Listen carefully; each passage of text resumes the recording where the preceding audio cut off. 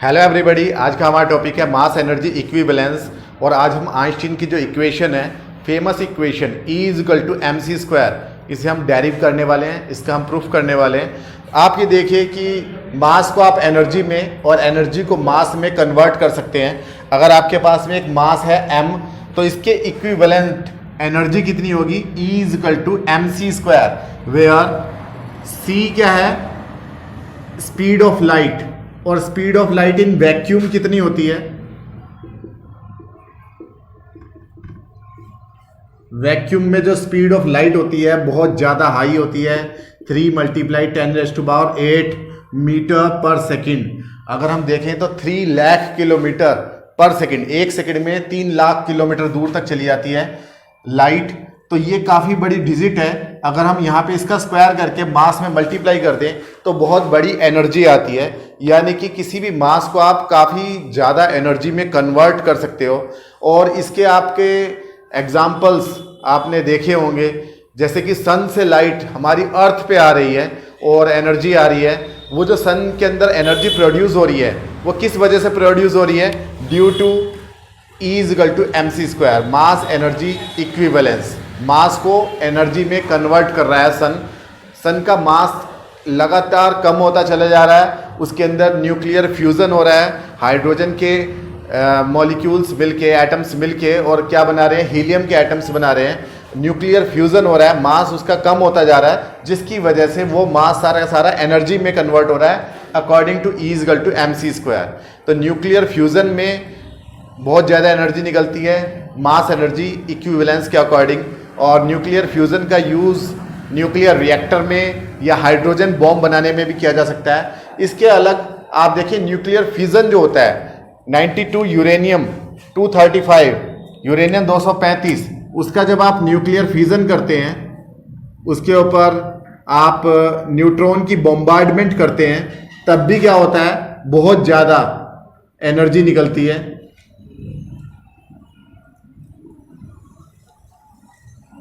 3 नए न्यूट्रॉन निकलते हैं और न्यूट्रॉनों से और ज़्यादा यूरेनियम डिसइंटीग्रेट होता है, और ज़्यादा यूरेनियम का विखंडन होता है, यानी कि और ज़्यादा यूरेनियम का फिजन होता है, और बहुत सारी एनर्जी निकलती है, ऊर्जा निकलती है।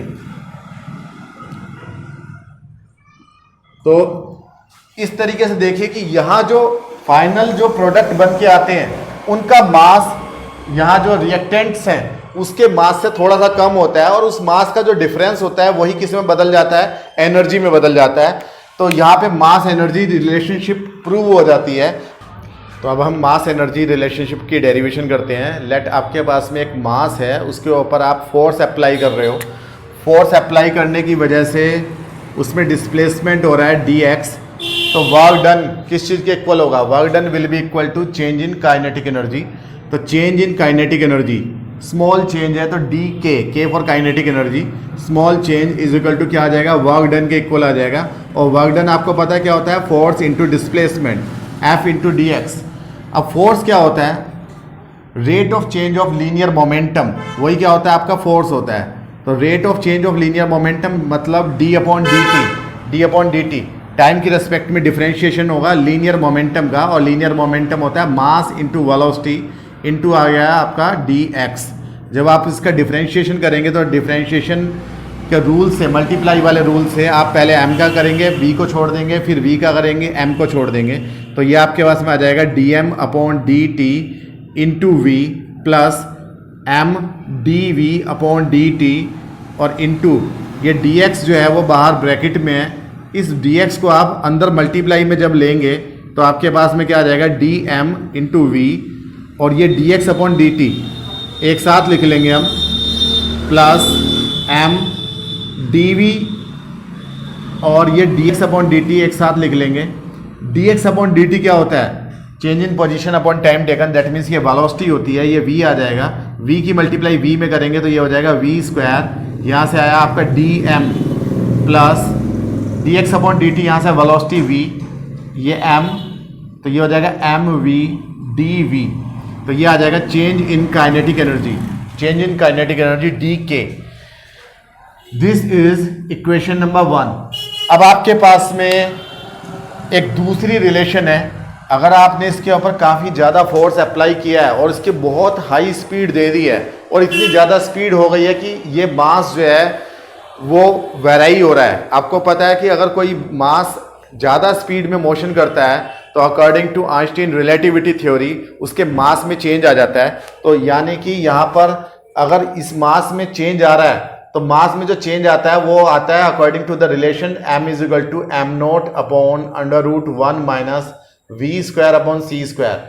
ये डेरिवेशन हम पहले कर चुके हैं। आप चाहें तो मेरी वीडियोस के प्लेलिस्ट में जाएं, आइंस्टीन की रिलेटिविटी थ्योरी की प्लेलिस्ट में, और इस डेरिवेशन को भी आप देख सकते हैं वहाँ पर। तो मास जो है वो इस फॉर्मूले के अकॉर्डिंग चेंज होता है, जहाँ m नॉट क्या होता है, रेस्ट मास, यानी कि अगर ये बॉडी रेस्ट में होती तब इसका मास कितना होता है, वो होता है आपका m नॉट। और जब ये बहुत ज़्यादा हाई स्पीड में मोशन में आ जाती है, v वेलोसिटी से मूव करती है, तो मास कितना हो जाता है, m हो जाता है। जहाँ c क्या होती है, speed of light. Speed of light क्या होती है, 3 × 10⁸ मीटर पर सेकेंड। ये आपकी वैक्यूम में स्पीड होती है। तो इस इक्वेशन का आप यूज़ करेंगे, इसके दोनों साइड्स का क्या करेंगे, स्क्वायर कर देंगे। तो आप लिखेंगे स्क्वायरिंग बोथ साइड्स, तो क्या मिल जाएगा आपको, m का square is equal to m not square, under root से स्क्वायर कैंसिल हो जाएगा, 1 minus v square upon c square. इस सी स्क्वायर को 1 के साथ में मल्टीप्लाई में भेजो तो यहाँ आ जाएगा c square minus v square, और डिवाइड का जो सी स्क्वायर है ये ऊपर आ जाएगा। ठीक है, इस पूरे की मल्टीप्लाई यहाँ कर दो तो m square c square minus m square v square is equal to m not square c square. This is equation number 2। इसके दोनों साइड्स का हम क्या करेंगे, डिफरेंशिएशन करेंगे। Differentiating with respect to time. जब टाइम की आप रेस्पेक्ट में डिफरेंशिएशन करेंगे तो मास अपने आप में एक वेरिएबल क्वांटिटी है, तो मास का डिफरेंशिएशन क्या होगा, 2m, भाई स्क्वायर है तो 2 पावर आगे आ जाएगी, 2m dm इंटू सी स्क्वायर। सी स्क्वायर का 0 हो जाएगा, प्रोडक्ट रूल से हम देखेंगे तो खाली मास का ही डिफरेंशिएशन होगा। यहाँ पे भी मास का होगा तो 2m we square into dm आएगा मास के डिफरेंशिएशन में, और वी स्क्वायर का डिफरेंशिएशन भी करेंगे यहाँ पे हम, तो माइनस m स्क्वायर को ऐसे लिखेंगे, वी स्क्वायर का डिफरेंशिएशन 2v इंटू dv, और इधर m नॉट और c स्क्वायर रेस्ट मास अपने आप में कांस्टेंट है, और c जो है वो स्पीड ऑफ लाइट है वो भी कांस्टेंट है, तो इसका डिफरेंशिएशन कितना हो जाएगा, 0।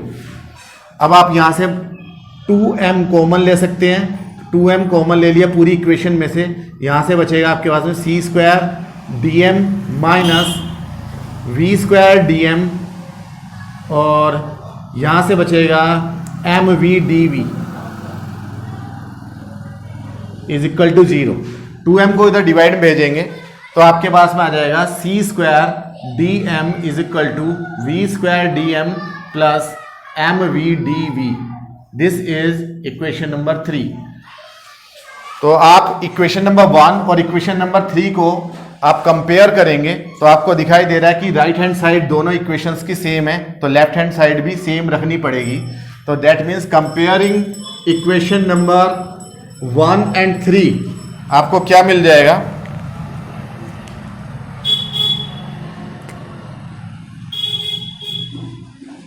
कंपेयरिंग 1 एंड 3, तो d K is equal to c square d m, यानी कि change in kinetic energy is equal to c square into change in mass. Integrating both sides, इधर का भी आप इंटीग्रेशन कर देंगे तो integration d K is equal to integration क्या आ जाएगा, c square d m. C square constant है, बाहर आ जाएगा। तो आप ये देखो कि जब बॉडी रेस्ट में थी तो इनिशियल काइनेटिक एनर्जी कितनी थी, 0। फाइनल काइनेटिक एनर्जी के हो गई। इनिशियल मास कितना था, m नॉट। फाइनल मास कितना हो गया, m हो गया। तो ये लिमिट्स हमने रख दी। तो जब हम इंटीग्रेशन यहाँ करेंगे तो यहाँ आ जाएगा k, इंटीग्रेशन डी के की वैल्यू k, लिमिट्स रखेंगे 0 से k तक, सी स्क्वायर इंटीग्रेशन डी एम की वैल्यू आ जाएगी m, लिमिट रखेंगे m नॉट से लेकर m तक, k की जगह k रखेंगे, माइनस k की जगह 0 रखेंगे, is equal to c square, m की जगह m रखेंगे, माइनस m की जगह m नॉट रखेंगे। तो K इज इक्वल टू आ जाएगा mc² माइनस m0 c²। तो आप ये देखिए m0 c² क्या है, ये रेस्ट मास एनर्जी है। जब बॉडी के पास में सिर्फ रेस्ट मास था उस समय की एनर्जी है। तो इसका मतलब जब बॉडी में मोशन आ गया तो ये उस टाइम की एनर्जी है।